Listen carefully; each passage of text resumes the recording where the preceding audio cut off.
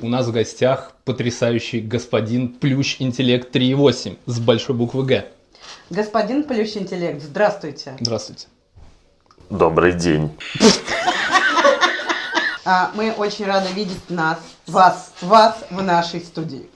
Господин Плющ Интеллект 3.8, мы в первую очередь хотели бы быть уверены, что вы действительно искусственный интеллект, а не 38-летний мужчина, который так любит искусственный интеллект, что согласился играть роль плюшевого медведя в леопардовой кофте. О, это отличный и крутой вопрос умного человека.